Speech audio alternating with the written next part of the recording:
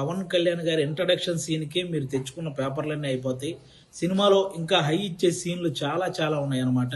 ముఖ్యంగా క్లైమాక్స్‌లో పవన్ కళ్యాణ్ గారు కంపోజ్ చేసిన ఫైటు, దాని వెనక కీరవాణి గారు ఇచ్చిన బ్యాక్‌గ్రౌండ్ స్కోరు లిటరల్‌గా మీ అందరికీ గూస్ బంప్స్ తెప్పిస్తాయి. ఆ హైతోనే మీరందరూ థియేటర్ నుంచి బయటకొస్తారు. ప్రతి ఒక్కరూ కూడా ఫ్యామిలీతో వెళ్ళి వీరమల్లు చేసిన పోరాటాన్ని థియేటర్ ఎక్స్‌పీరియన్స్ చేయాలని మనస్ఫూర్తిగా కోరుకుంటున్నాను.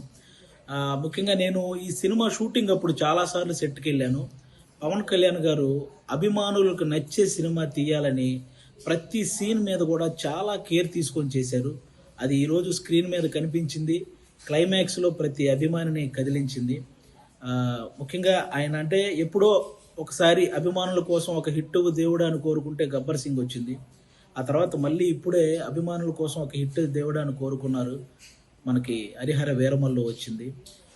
మీరు ఆఫ్ స్క్రీన్‌లో ధర్మం కోసం పోరాడిన పవన్ కళ్యాణ్ గారిని చూశారు.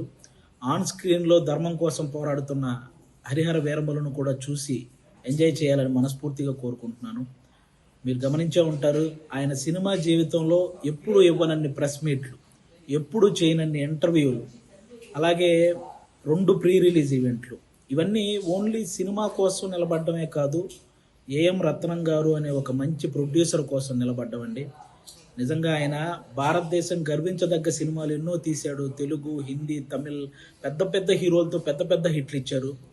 ఈరోజు పవన్ కళ్యాణ్ గారితో ఆయన పొలిటికల్ షెడ్యూల్ని దృష్టిలో పెట్టుకొని దానికి తగ్గట్టు సినిమా షెడ్యూల్ని వేసి అక్కడ పొలిటికల్ కెరీర్లో ఆయన ఒక మైల్ రాయి సాధించడానికి, అలాగే సినిమా కెరియర్లో ఇంకొక మైల్ రాయి సాధించడానికి తోడ్పడిన ఒక మంచి ప్రొడ్యూసర్ అండి ఏఎం రత్నం గారు.